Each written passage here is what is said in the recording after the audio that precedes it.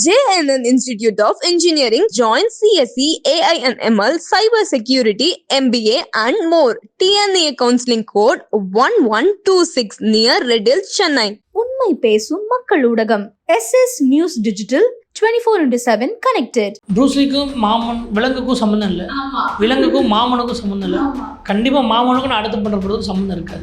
ஒரே மாதிரி படம் பண்ணால் எனக்கு எக்ஸைட்மெண்ட் இருக்காது. நான் என்னத்தை புதுசாக பண்ணிருக்கோம். அண்ட் இப்போது சில படங்களுக்கு வர ரிவ்யூஸ் இருக்குல்ல, அதை நீங்கள் எப்படி பார்க்குறீங்க? சுமாரான ப்ராடக்ட் கொடுக்குறப்ப அவங்க திட்டுவாங்க, பட் நீ ஒரு சூப்பரான ப்ராடக்ட் கொடுக்குறப்ப செலிப்ரேட் பண்ண, இவங்களை விட பயங்கரமாக செலிப்ரேட் பண்ண ஆள் கிடையாது. விலங்கு ஆடியன்ஸ் வருவாங்கன்றதுனால ரொம்ப அதுக்கு மெனக்கட்ட பண்ணுவோம். பட் விலங்குக்கும் இதுக்கு சம்மந்தமே கிடையாது. ஆனால் விலங்கு வேர்ல்டில் இருக்கிற ஒரு கதை தான். நடிகராக நீங்கள் இந்த படத்தில் நடிக்கிறப்போ அந்த அனுபவம் எப்படி இருந்தது? புதுசாக இருந்ததா? ஆமாம், கண்டிப்பாக புதுசாக இருந்தது. ஏன்னா இது வரைக்கும் நடிங்க, இப்படி நடிங்க, அப்படி நடிங்கன்னு சொல்லி கொடுத்துட்டு திரும்ப நம்ம நடிக்கிறப்போ, நம்மளை சொல்லி தரப்போ அது கொஞ்சம் எக்ஸ்பீரியன்ஸாக போகும். இப்போ அந்த டேரக்டர் அந்த சீனை கரெக்டாக எடுக்கணும் அப்படிங்கிறப்போ பதட்டமாகவே இருக்கும். எப்போவுமே நல்லா வந்துடுமா, நம்ம நல்லா நடிச்சிட்டோமா, நம்ம நல்லா இருக்குமா, நம்ம நடித்தா அக்செப்ட் பண்ணுவாங்களா, என்ன யோசிப்பாங்க, நம்ம நல்லா நடிக்கிறோம், முதல்ல நமக்கு நல்லா நடிக்கணும்னு தோணுது, மற்றவங்க என்ன சொல்ல போகிறாங்க, இப்படின்னு டூ மச் ஆஃப் கொஸ்டின்ஸ் வந்துக்கிட்டே இருக்கும். சரி, இவனை வச்சு நல்லா நடிக்கிறேன், இவனை வச்சு இன்னும் நல்லா எடுத்துருக்கலாம் அப்படின்னு அவன் யாரும் சொல்லிடக்கூடாதுன்னு, அவனுக்கு நல்ல கதை இவன் நடிச்சு கெடுத்துட்டான் அப்படின்னு யாரும் சொல்லிடக்கூடாது. இப்போ டிரெக்டர்ஸ் ஆக்டர்ஸ் ஆகிறது உங்ககிட்டயும் நான் இப்போ பார்க்குறேன். நீங்கள் அதை எப்படி பார்க்குறீங்க? என்னென்னா, எனக்கு ரொம்ப ஈஸி இது. ஒரு ரைட்டரை வந்து திரும்ப வந்து ஒரு கேரக்டருக்கு நடிக்கிறப்போ இந்த கேரக்டரோட ஒட்டுமொத்த ஆருக்கும் இந்த கதைக்குள்ளே நான் 6 மாதம் உட்காந்துருவேன். பட் ஒரு ஆர்டிஸ்ட் வந்து அதை பண்ண மாட்டேன். அடுத்து நீங்கள் டைரக்ட் பண்ணுறீங்க அப்படின்னா இந்தந்த நடிகர்கள்லாம் உங்களுக்கு வச்சு ஒரு கதை பண்ணணும் அப்படின்ற எல்லா நடிகர்களை வச்சு நான் பண்ணுவேன்.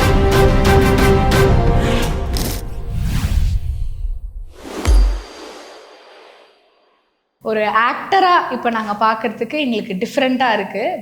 பீட் ட்ரெய்லர் பார்த்தப்போ, வெப் சீரிஸ் பண்ணுறாங்கன்றப்போ டிஃப்ரெண்ட்டாக, ஓகே மூவி பண்ணுவாங்கன்னு நினச்சப்போ வெப் சீரிஸ் பண்ணுறீங்க. ஸோ எப்படி இருந்தது? பிகாஸ் நீங்கள் தான் அதை எழுதியிருக்கணுங்க கூட. ஸோ எப்படி வந்திருக்கு and how did this happen? எப்படி வந்திருக்குங்கிறது நீங்கள் தான் சொல்லணும்.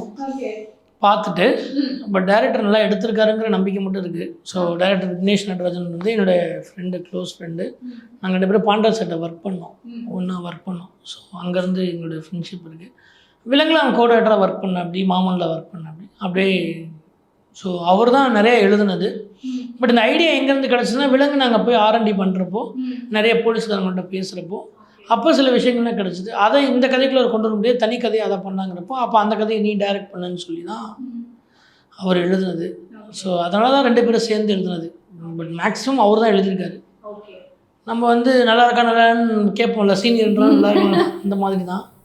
பட் நல்லா வந்திருக்கு, நல்லா வந்திருக்கும், நல்லா இருக்கும் நம்புகிறேன். பாருங்கள், பார்த்துட்டு சொல்லுங்கள். பார்க்குறோம். அண்ட் இப்போ நீங்கள் மூவியாக எடுத்துருக்கலாம், பட் வெப் சீரிஸாக பண்ணுறப்போ ஏன் அந்த வெப் சீரிஸாக நீங்கள் பண்ணணும்னு நினச்சிங்க? இல்லை, கதை தான் டிசைட் பண்ணும். ஒரு படம் வந்து மூவி ஆகணுமா வெப் சீரிஸ் ஆகணுமாங்கிறது அந்த கதை தான். ஒரு கதையை சீக்கிரம் சொல்ல முடியும், ஒரு 2 மணி நேரத்துக்குள்ளே சொல்ல முடியும்னா அதை மூவியாக பண்ணலாம். இல்லை, ஒரு சில கதையை வந்து நீங்கள் 4 மணி நேரத்துக்கு சொன்னால் தான் அந்த கதையாக இருக்கும். அப்படிங்கிறப்போ வந்து அதை வெப் சீரிஸாக தான் பண்ண முடியும். இந்த கதை ரொம்ப ரொம்ப சின்ன லைன் தான். ஒரு கோட்டை கருப்பசாமின்ற ஒரு இன்னசென்ட்டான கேரக்டர் எப்படி ஒரு பவர்ஃபுல்லான ஒரு போலீஸ்காரனாக மாறுறான். பவர்ஃபுல்னால் அவன் பெரிய ஆளாகிறான்றது அப்படி சொல்லலை. இந்த இன்னசென்ட்லேருந்து ஒரு முரடான ஒரு போலீஸாக, ஒரு முரடான போலீஸுங்கிறத ஒரு பர்ஃபெக்டான போலீஸாக எப்படி மாறினாங்கிறது தான் கதை. ஸோ அப்படிங்கிறப்போ அவனோட லைஃப் சேஞ்சிங் மொமெண்ட்ஸ் நிறைய இதில் இருக்குது. இவன் இந்த வேலையை கற்றுக்கிறதுக்கான நிறைய இடங்கள் இதில் இருக்குது. அதை வந்து நீங்கள் பொறுமையாக, ஸ்லோவாக நிறைய சீன்கள் வச்சு சொன்னால் தான் அது நல்லாயிருக்கும். அதனால தான் இந்த முடிவு. ஸோ கதையாக படமாக எடுக்கணுங்கிற கதையை படமாக எடுக்கணும், வெப் சீரிஸாக எடுக்கணுங்கிற கதையை வெப் சீரிஸாக எடுக்கணும். ஸோ இந்த பண்ணுறதுக்கு காரணம் வெப் சீரிஸ் இப்போ இதாக எடுக்கணுங்கிறதுக்காக. எஸ். அப்போ உங்களுக்கு நீங்கள் அந்த R&D பண்ணுறப்போ அந்த அளவுக்கு உங்களுக்கு அந்த ஒரு இன்ஃபர்மேஷனாக இருக்கட்டும், அது இன்டெப்த்தாக இருந்திருக்கு. So that you wanted to do it as இன்னும் நிறைய இருக்குது. ஓகே.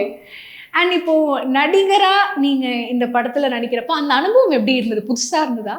ஆமாம், கண்டிப்பாக புதுசாக இருந்தது. ஏன்னா இது வரைக்கும் நடிங்க, இப்படி நடிங்க, அப்படி நடிங்கன்னு சொல்லி கொடுத்துட்டு திரும்ப நம்ம நடிக்கிறப்போ, நம்மளை சொல்லி தரப்போ அது கொஞ்சம் எக்ஸ்பீரியன்ஸாக புதுசாக இருந்தது. ஜாலியாக இருந்தது. பட் டேரக்டருங்கிறப்போ ஒரு பயங்கரமான ஒரு ப்ரெஷர் இருக்கும், காலையிலேருந்து நைட்டு வரைக்கும். ஆனால் இதில் அது இல்லை. ஆனால் வேறு வகையான ப்ரெஷர் இருந்தது. இது நல்லா வந்தோன்னு இல்லை. சரி, என்னென்னா நம்ம கையில் ஒரு பொருள் இருக்கும், அதை வந்து நம்ம நல்லா செஞ்சோங்கிறப்போ நம்ம வந்து கான்ஃபிடென்ஸாக அதை செய்வோம். பட் இது வந்து இன்னொருத்தவங்களை நம்பி நம்ம உட்காந்துருக்கணும். நான் அந்த ஜோன்லேருந்து வந்தனால சொல்கிறேன். இப்போ அந்த டேரக்டர் அந்த சீனை கரெக்டாக எடுக்கணும் அப்படிங்கிறப்போ பதட்டமாகவே இருக்கும். எப்போவுமே நல்லா வந்துடுமா, நம்ம நல்லா நடிச்சிட்டோமா, நம்ம நல்லா இருக்குமா, நம்ம நடித்தா அக்செப்ட் பண்ணுவாங்களா, என்ன யோசிப்பாங்க, நம்ம நல்லா நடிக்கிறோம், முதல்ல நமக்கு நல்லா நடிக்கணும்னு தோணுது, மற்றவங்க என்ன சொல்ல போகிறாங்க, இப்படின்னு டூ மச் ஆஃப் கொஸ்டின்ஸ் வந்துக்கிட்டே இருக்கும். பட் அதெல்லாம் தாண்டி அதை கான்ஃபிடன்ஸ் கொடுத்து டேரக்டர் நம்ம சுற்றி இருக்கவங்கள இல்லை நல்லா தான் இருக்குது, வாங்க இப்படி பண்ணுங்க போதும், இப்படி பண்ணுங்க போதும் அப்படின்னு சொல்லி அது எக்ஸ்பீரியன்ஸாகவுமே ஜாலியாகவும் இருந்தது, பயமாகவும் இருந்தது, சோகமாகவும் இருந்தது, எல்லாம் மிக்ஸ்டாக நவரசங்களும் இருக்கிற மாதிரி தான் இருந்தது என் லைஃப். ஓகே. கடைசி ஒரு 6 மாதம் வந்து ஒரு நியூ எக்ஸ்பீரியன்ஸ் தான் என்னையை பொறுத்த வரைக்கும். அண்ட் முக்கியமாக வெப் சீரிஸ்ன்றப்போ இந்த ஷூட் டியூரேஷனும் வந்து படத்தை விட கொஞ்சம் லாங் ஆகும்ல, அப்போ உங்களுக்கு அது ஒரு ப்ரொலாங்டு ப்ராசஸ் மாதிரி, அந்த ஒரு கேரக்டருக்குள்ளேயே ரொம்ப நாள் இருக்கிற மாதிரி இருக்கும்ல, அதை எப்படி ஃபீல் பண்ணீங்க? சரி, ரைட்டராக இருக்கிறனால நீங்கள் ஆல்ரெடி கேரக்டருக்குள்ளே தான் இருப்பீங்க. ஸோ நடிகருங்கிறப்போ அந்த கேரக்டரை புரிஞ்சுக்கிட்டு அந்த கதையை புரிஞ்சுக்கிட்டு ஒரு வேலை செய்யணும். பட் அஸ் ரைட்டராகவுமே நான் இதுக்குள்ளே இருக்கிறப்போ இது எங்கேருந்து ஆரம்பிச்சது, என்ன பண்ணுச்சு, ஸோ ஏன் இந்த கேரக்டருக்குள்ளே நான் நடிக்கிறதுக்காக டைரக்டர் வந்து பண்ணார் அப்படின்னாலே இதோட அந்த வேர்ல்டு எல்லாமே எனக்கு ரொம்ப கம்ப்ளீட்டாக தெரியும். ஒரு கான்ஸ்டபிளோட லிமிட் என்ன, லெவல் என்ன, அவன் எப்படி நிற்பான், எப்படி பேசுவான், அவனோட ஸ்லாங் என்ன, அவனோட அதிகாரம் எது வரைக்கும் இருக்குது அப்படிங்கிறது எல்லாமே எனக்கு ரொம்ப நல்லா தெரியுங்கிறனால தான் அவன் வந்து ரொம்ப ஈஸியாக அதை இருக்கும்னு நினச்சி தான் அதை வந்து கேஷ் பண்ணியிருக்காரு. பட் அவருக்கு ஈஸியாக இருந்துச்சா இல்லைங்கிறது அவர்கிட்ட தான் தெரியும். அவர் பார்க்குறப்போ நம்ம அதை கேட்போம். அண்ட் இப்போது டிரெக்டருக்குன்னு சில விஷன் இருக்கும், அதை நம்ம ஆக்டர் கொண்டு வரதும் உங்களுக்கு தெரியும், அதை வந்து அவங்க கொண்டு வர வரைக்கும் டிரெக்டர் அதை கேட்பாங்க அப்படின்ட்டு. அந்த மாதிரி ஏதாவது சீன்ஸ் இருக்கா, அவர் வந்து ஒன்று எக்ஸ்பெக்ட் பண்ணி நிறைய டேக்ஸ் போய் அதுக்கப்புறம் ஓகே இப்போ தான் எனக்கு புரியுது அப்படின்னு சீன்ஸ் இருந்து? இல்லை, கண்டிப்பாக. இப்போ நான் ஒரு சீன் ஒரு மாதிரி அப்ரோச் பண்ணுவேன், அவன் ஒரு சீன் ஒரு மாதிரி அப்ரோச் பண்ணுவான். பர்ஃபார்மன்ஸ் இதுவே வேறையாக இருக்கும். நான் வந்து இவ்வளோ நடித்தா போதும்னு நான் சொல்லுவேன், அவன் வந்து இல்லை இன்னும் கொஞ்சம் நடிக்கணும் அப்படின்னு சொல்லுவான். இது ஃபஸ்ட்டு ஒரு 3 நாள் எனக்கும் அவனுக்கு ஒரு பெரிய கேப் இருந்தது. ஸோ நான் வந்து இந்த சீனை ஒன்று நினச்சிக்கிட்டு இது இப்படி தான் நடிக்கணும்னு நான் போய் நடிப்பேன். இல்லை எனக்கு இப்படி வேணாம், இப்படி வேணும், இப்படி வேணும், இப்படி வேணும்னு சொல்லி அப்போ அந்த 3 நாளில் அவனுக்கு என்ன வேணுங்கிறத கிராக் பண்ணேன். ஓகே, இவனுக்கு இந்த இமோஷன்லாம் இப்படிலாம் வேணும். பட் நான் படம் எடுக்கிறப்ப அதை வேறு மாதிரி எடுப்பேன், பட் அவன் அதை எடுக்கிறப்ப அதை வேறு மாதிரி எடுக்கிறான். ஸோ நம்ம டேரக்டர் சொல்கிறதான் கேட்கணும், ஆனால் டேரக்டருக்கு என்ன வேணுமோ அதை செய்வோம் அப்படின்னு சொல்லி 2 பேரும் ஒரு இடத்துல அரைவாகி ஒரு 3 நாளுக்கு அப்புறம் அவர் என்னெல்லாம் கேட்குறோ அது மாதிரி நடிக்க ஆரம்பிச்சேன். நம்புகிறேன், நடிச்சிருக்கேன்னா நடிக்கிறேன். அண்ட் இப்போ நீங்கள் ரைட்டராகவும் இதில் இருந்ததுனால இப்போ நீங்கள் 2 பேர் சேர்ந்து எழுதுகிறப்போவே இந்த சீன் எப்படி இருக்குல்ல அப்படின்னு ரொம்ப நீங்கள் ஒரு ஆன்டிசிபேட் பண்ணி ஒரு சீனை வந்து நீங்கள் 2 பேருமே இது பண்ணியிருப்பீங்க. அதை நடிக்கிறதுக்கான நாள் கிட்ட நெருங்குறப்போ நிறைய ப்ராக்டிஸ் பண்ணி அந்த சீனை எப்படியாவது பெர்ஃபெக்ட் பண்ணிடணும்னு இருக்கும்ல, அந்த மாதிரி ரொம்ப ரிவீல் பண்ணாமல் அந்த சீன் சொல்ல முடியும்? இல்லை, அப்படி நான் நடிக்கிற சீன் இல்லை, வேறு ஆர்டிஸ்ட் நடிக்கிற சீனில் 2 பேருக்கும் ஐயோ இந்த சீன் நல்லா வந்துடணும் அப்படின்ட்டு தான் 2 பேரும் சேர்ந்து வேலை செஞ்சுருக்கோமே தவிர நான் நடிக்கிற சீனில் நான் பயங்கரமாக நடிக்கணும் அப்படின்ற இதுனா இல்லை. இன்னொன்று எல்லா சீனுமே வந்து ரொம்ப இம்பார்ட்டன்டான சீனாக தான் நாங்கள் பார்த்தோம். சும்மா சாதாரணமாக கொண்டு வந்து ஒரு ஃபைலை கொடுக்குறது கொண்டுமே இதில் ஏன் ரொம்ப இம்பார்ட்டன்னா எந்த இடத்துல நம்ம வந்து தப்பாயிடக்கூடாது. அதை எப்பவுமே அவன்கிட்ட ஒன்று சொல்லுவேன், நல்ல கதை இவன் நடிச்சு கெடுத்துட்டான் அப்படின்னு யாரும் சொல்லக்கூடாது. ஆமாம், சொல்லக்கூடாது. அது எனக்கு ஓகேவா, சரி இவனை வச்சு நல்லா நடிக்கிறேன், இவனை வச்சு இன்னும் நல்லா எடுத்துருக்கலாம் அப்படின்னு அவன் யாரும் சொல்லக்கூடாதுன்னு அவனுக்கு. ஸோ இப்படி நாங்கள் 2 பேரும் வந்து என்னை யாரும் எதுவும் சொல்லிடக்கூடாதுப்பா, அவன் யாரும் சொல்லக்கூடாதுப்பா, நாங்கள் 2 பேரும் வேலை செஞ்சுருக்கோம். ஸோ இது வந்ததுக்கப்புறம் தெரியும் என்ன. கண்டிப்பாக. அண்ட் இப்போது இந்த எப்பயுமே டிரெக்டர் வந்து நம்ம டிரெக்டராக எப்பயுமே பார்த்துருக்கோம், இப்போ டிரெக்டர்ஸ் ஆக்டர்ஸ் ஆகிறது உங்ககிட்டயும் நான் இப்போ பார்க்குறேன். நீங்கள் அதை எப்படி பார்க்குறீங்க? லைக் நாட் லைக் பர்சனலி சொல்கிறேன், ப்ரொஃபஷ்னலி நீங்கள் அதை எப்படி பார்க்குறீங்க? ரொம்ப ஈஸின்னு நினைக்கிறேன். என்னென்னா ஒரு கேரக்டரை புரிஞ்சுக்கிறது. நான் வந்து ஆக்டர்ஸ் அதை பண்ண மாட்டாங்கன்னு நான் சொல்லவே இல்லை, 100% பண்ணுவாங்க. இப்போ நான் இன்னொருத்தர் கதையில் நடிக்கிறப்ப தான் எனக்கு தெரியும் அதோட பிரச்சனை என்னென்னு. சரி, என்னென்னா எனக்கு ரொம்ப ஈஸி இது. ஒரு ரைட்டராக வந்து திரும்ப வந்து ஒரு கேரக்டரில் நடிக்கிறப்போ இந்த கேரக்டரோட ஒட்டுமொத்த ஆருக்கும் இந்த கதைக்குள்ளே நான் 6 மாதம் உட்காந்துருவேன். பட் ஒரு ஆர்டிஸ்ட் வந்து அதை பண்ண மாட்டாங்க. ஹீரோக்கள் கூட ஒரு 6 மாதம் ஒரு படம் நடிக்கிறாங்க, 2 படம் நடிக்கிறாங்க. ஆனால் இந்த கேரக்டர் ஆர்டிஸ்ட் நடிக்கிறவங்க நேற்று ஒரு படம் நடிச்சிருப்பாங்க, இன்றைக்கி ஒரு படம் நடிச்சிருப்பாங்க. பட் அவங்கள தான் நான் ரொம்ப ப்ரில்லியண்ட்டாக பார்ப்பேன். என்னென்னா எப்படி அவங்களால இவ்வளோ பெரிய டிரான்ஸ்ஃபர்மேஷன் கொடுக்க முடியுது, உடனே வந்து அவங்க மாறிடுறாங்களே. இப்போ சுவாசிகாலாம் வந்து காலையில் ஒரு நடிப்பாங்க, காலைல அக்காவை நடிச்சுட்டு இருப்பாங்க, சாயந்தரம் நைட் ஷூட்டு வேறு ஒன்று பண்ணிட்டு வருவாங்க. பட் திரும்ப அடுத்த நாள் வரப்போ நம்ம நினைப்போம்ல அந்த கேரக்டர் வேறையாக இருக்கும் திரும்ப, ஆனால் திரும்ப வந்து அதே அக்காவை வந்து நிற்பாங்க. அது வந்து எனக்கு பயங்கர ஆச்சரியமாக இருக்கும். ஸோ அந்த மாதிரி எல்லா ஹீரோவுமே வந்து இப்போ இப்படி ஒரு கேரக்டர் நடிச்சிருப்பாரு, அப்போ அப்படியே வேறு ஒரு இப்போ கர்டனில் பார்த்தீங்கன்னா என்ன ஆக்ஷன் ஒன்று நடிச்சிருப்பாரு, அப்படியே இதில் வந்து பயங்கர இமோஷனலாக வேணும், கொஞ்சம் இப்படி வேணும் அப்படி வேணுங்கிறப்ப அது. ஸோ நான் பார்த்த விமலனாக இருக்கட்டும், ஜிவி சார் இருக்கட்டும், எல்லாருமே வந்து அதை பண்ணுறது நான் அவங்கள ஈஸி இது. ஆனால் நான் ரொம்ப ப்ரில்லியன்ஸியாக பார்க்குறது அதை தான் பார்க்குறேன். நடிகர்கள் பண்ணுறது தான் நான் ரொம்ப பெருசாக பார்க்குறேன். ஏன்னா அவங்க வந்து இந்த கதையை பற்றி கதை தெரியும், கதை படிப்பாங்க, பட் நம்ம உள்ள ஊர் அளவுக்கு அவங்க இருக்க மாட்டாங்கல்ல. பட் அதை அவங்க இவ்வளோ கன்வின்சிங்காக பண்ணுறாங்களேங்கிறது ரொம்ப ஆச்சரியமாக இருக்கும். அண்ட் இன்னொன்று, உங்ககிட்ட மக்கள் வந்து ஒரு டிரெக்டராக உங்களை பார்த்துட்டு இப்போ மாமன் கப்பல்லாம் அடுத்தடுத்து என்ன படம்னு பார்க்குறப்போ நீங்கள் இது கொடுக்குறீங்க. பட் ஆஸ் அ டிரெக்டராக அடுத்தடுத்து நீங்கள் இந்த படம் நான் பண்ணணும், இல்லைனா இப்போ நான் பண்ண ஜான்ராலேருந்து டிஃப்ரெண்ட்டாக நான் ஒன்று பண்ணணும்னு ஆசைப்பட்றேன், அந்த மாதிரி ஏதாவது இருக்கா? கண்டிப்பாக. நான் ப்ரூஸ்லிக்கும் விலங்குக்கும் சம்மந்தம் இல்லை. ஆமாம், விலங்குக்கும் மாமனுக்கும் சம்மந்தம் இல்லை. கண்டிப்பாக மாமனுக்கும் நான் அடுத்து பண்ணுற படத்துக்கும் சம்மந்தம் இருக்காது. ஆக்சுவலாக நடிக்கிறதுக்கும் சம்மந்தம் இல்லை, அது ஒன்றும் வந்திருக்கு. பட் மாமன் இதுக்கப்புறம் நான் டைரக்ட் பண்ணுற படம் வேற ஒரு ஜானரில் உள்ள ஒரு படம் தான். அதில் எந்த மாற்றமும் இல்லை. அதுதான் எனக்கு எக்ஸைட்டிங்காக இருக்கும். ஒரே மாதிரி படம் பண்ணால் எனக்கு எக்ஸைட்மெண்ட் இருக்காது. நான் என்னத்தை புதுசாக பண்ணணும்னு தோணும். எனக்கு வேலை செய்யறதுக்கு ஒரு ஆர்வம் வேணும்ல. அதுக்காக தானே தவிர நான் பாரு டிஃப்ரெண்ட்டாக படம் எடுக்கிறேன் பாருன்றதுக்கெல்லாம் கிடையவே கிடையாது. என்னையும் அந்த வேலையை இன்ட்ரெஸ்ட் படுது. திரும்ப வந்தால் போலீஸ் செட்டே இருக்கே அப்படின்னு இருக்கக்கூடாது. இப்போ வேற ஒரு செட் இருக்குது, கலர்ஃபுல்லாக ஒரு குடும்பம் இருக்குது, இவ்வளோ பேர் இருக்காங்களே அப்படின்னு இருக்குல்ல. ஸோ அந்த மாதிரி என்னை என்கேஜ் பண்ணிக்கணும்னு நினைக்கிறேன். அப்படி தான் அதை பிளான் பண்ணிடுறேன். அண்ட் இப்போது சில படங்களுக்கு வர ரிவ்யூஸ் இருக்குல்ல, அதை நீங்கள் எப்படி பார்க்குறீங்க? ஃபார் எக்ஸாம்பிள் இப்போது மாமனாக இருக்கட்டும், மாமன் வந்து it's a huge hit by people, நிறைய பேர் ரொம்ப விரும்பி பார்த்தாங்க.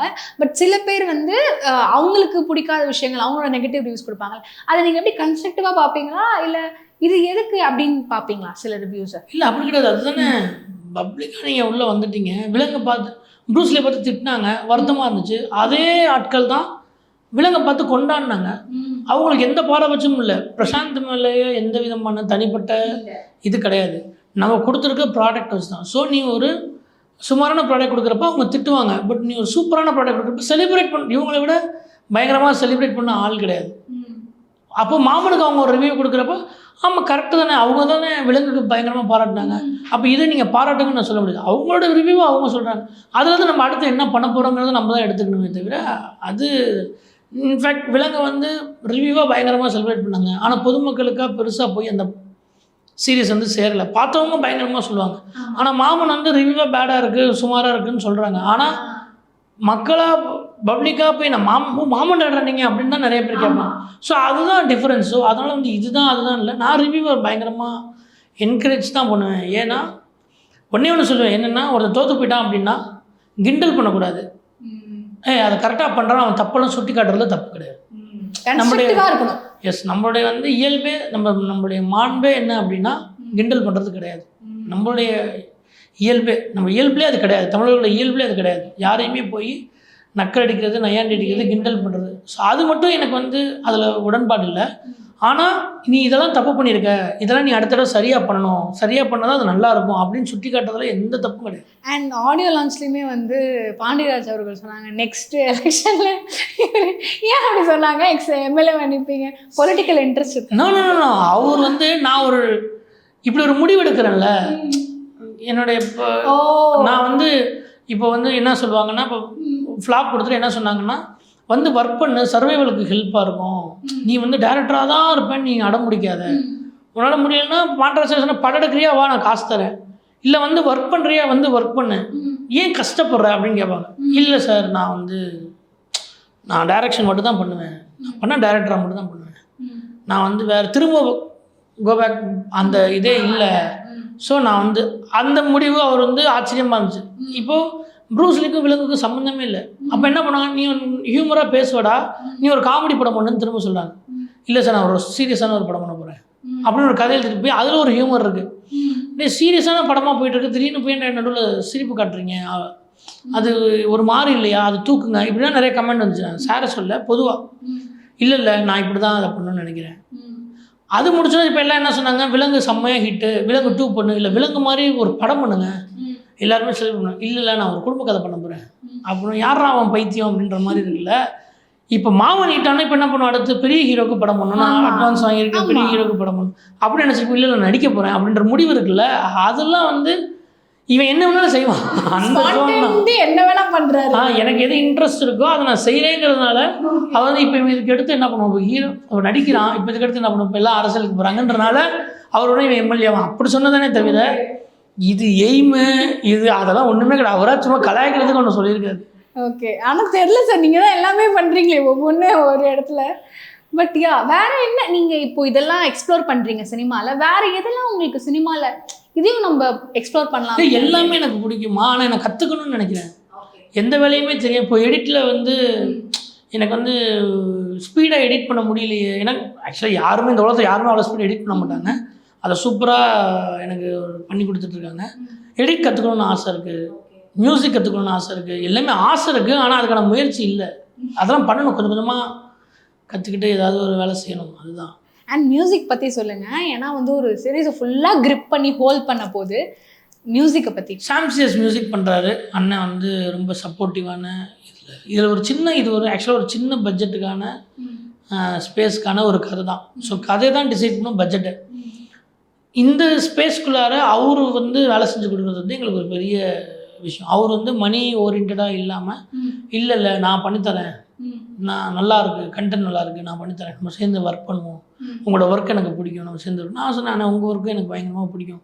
ஸோ டான் சென்டென்ஸ்லி என் ஃப்ரெண்டு மூலியமாக தான் சாம்சியஸ் பழக்கம். ஸோ அவர் வந்து இதை பயங்கரமாக ஒரு ரூட்டடாக ஒரு எடுத்து, பட் எல்லாமே நாங்கள் விலங்கு டார்கெட் பண்ணி, விலங்கு ஃபேன்ஸ், விலங்கு ஆடியன்ஸ் வருவாங்க, விலங்கு ஆடியன்ஸ் வருவாங்கன்றனால ரொம்ப அதுக்கு மெனக்கட்ட பண்ணும்போது. பட் விலங்குக்கும் இதுக்கு சம்மந்தமே கிடையாது. ஆனால் விலங்கு வேர்ல்டில் இருக்கிற ஒரு கதை தான், ஒரு போலீஸ் கதைங்கிறனால அதை விலங்கு வேர்ல்டுன்னு நாங்கள் சொல்லியிருக்கோம். இது ஒரு மாதிரி இன்ட்ரெஸ்டிங்காக வந்திருக்கு. அடுத்து நீங்கள் டைரக்ட் பண்ணுறீங்க அப்படின்னா இந்தந்த நடிகர்கள்லாம் உங்களுக்கு வச்சு ஒரு கதை பண்ணணும் அப்படின்ற எல்லா நடிகர்களும் வச்சு நான் படம் எல்லா நடிகரும். ஓகே, எல்லா நடிகர்களை வச்சு படம் எடுக்கணுங்கிறது தான் எனக்கு ஆசை. இந்த நடிகர் அந்த நடிகர் இவர் அவருன்னு இல்லை, எனக்கு எல்லா நடிகர்களையும் வச்சு படம் எடுக்கணும், அதுதான் ஆசை. ஒன்றும் நடிக்கணும், இல்லை கூட நடிக்கணும், இல்லை அவங்க பண்ணுற படத்தை நான் ஒர்க் பண்ணணும், ஏதாவது ஒரு கான்ட்ரிபியூஷன் எல்லா நடிகர்கள் கூட எனக்கு இருக்கணும் அப்படின்றது தான் ஆசை. ஸோ பர்டிகுலராக அப்படி இல்லை அப்படின்னா இல்லை, யாராக இருந்தாலும் அவங்களுக்கு ஏற்ற ஒரு கதை அதை நீங்கள். இல்லை யாராக இருந்தாலும் இல்லை, எல்லாரு கூடயும் ஒர்க் பண்ணணும். யாராக இருந்தாலும்னா யார் ஒருத்தர் தான் வருவாங்கன்றீங்களா, நான் அப்படி சொல்ல எல்லாரு கூடயும் ஒர்க் பண்ணணும், எல்லாரு கூடயும் ஒர்க் பண்ணணும். நான் இப்போ கீழே ஒன்று சொல்லி மேலே ஒன்று சொல்லணும்ல, மேலே சொல்கிறது பிரச்சனை கிடையாது, கீழே சொன்னால் பிரச்சனை, அதான் எல்லாரோடையும் சொல்கிறேன். அப்போ நான் கீழேயும் கேட்டுறக்கூடாதுல்ல, அதனால வந்து எனக்கு எல்லாரோடையும் ஒர்க் பண்ணணும். நீங்கள் ஒரு ஃபேன் பாயாக இருந்திருப்பீங்கல்ல, லைக் ஒரு சைல்ட்ஹுட்டில், ஒரு டீனில். இப்பயும் ஃபேன் பாய் தாங்க. இது யாருக்கு? நான் விஜய் சார் ஃபேன். இது அல்டிமேட்டாக இது எல்லாருக்கும். இது முன்னாடினா வந்து ப்ரூஸ்லி போஸ்டராக நீங்கள் பார்த்தீங்கன்னா அண்ணனோட ஆர்வம் தான் போஸ்டரே போட்டிருப்பேன். ஸோ நான் என்னென்னா அப்படி இல்லை, ரஜினி சார் ஃபேனு, நான் பிறந்ததுலேருந்து எனக்கு ரஜினி சார் ஃபேனு, அடுத்து விஜய் சார் ஃபேனு, இப்போ எஸ்கே பிடிக்கும், இப்போ அடுத்த ஜென்ரேஷனு அப்படி தான். ஸோ ஃபேன் பாயின்ற நான் திருச்சியில் தாங்க இருக்கேன். அதனால் நான் வந்து எஃப்டிஎஃப்எஸ் வந்து செலிப்ரேட் பண்ணுறது எல்லா வேலையும், அதுக்கு நான் அஜித் சார் படம் பார்க்கணும் அப்படி கிடையாது, எல்லா எஃப்டிஎஃப்எஸும் போயிடுவேன். இப்போ நாளைக்கு கருப்பு போகணும், ஓகேவா? ஸோ அந்த தான் எனக்கு எல்லா நடிகர்களையும் பிடிக்கும். பட் சின்ன வயசில் ஸ்கூல் படிக்கிறப்போ யார் ஃபேனு நீ அப்படின்னு கேட்டால் நம்ம விஜய் ஃபேன் சொல்லுவோம்ல, அந்த மாதிரியான ஒரு. அதனால் எல்லாருக்கும் சினிமாக்குள்ளே வந்ததுக்கப்புறம் உடனே வந்து இல்லை எனக்கு இந்த பர்டிகுலர் நடிகர்னு பிடிக்காது, எனக்கு எல்லா நடிகரையும் பிடிக்கும் அப்படின்ற மாதிரிலாம் கிடையாது. இது ஃபேன் பாயின்றது வேறு. பட் எல்லா நடிகர்களையும் ரசிப்போம், எல்லார் படங்களும் பார்ப்போம், எல்லாரோடையும் படம் பண்ணணும். கண்டிப்பாக sir. And big success to Warrant. May 22 release ஆகுது, என் பர்த்டே வேறு அது. ஸோ May 21 என் பர்த்டே. Oh nice. ஓகே, உங்களுக்கும் அண்ட் உங்களுக்கு பர்த்டேக்கு அடுத்த நாளே உங்களுக்கு நல்லா சக்ஸஸ் வரணும்னு நான் வந்து I really wish. Thank you so much for the interview sir.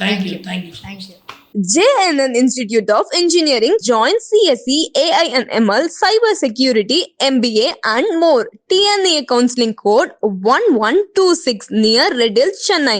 உண்மை பேசும் மக்கள் ஊடகம் SS News Digital 24/7 connected.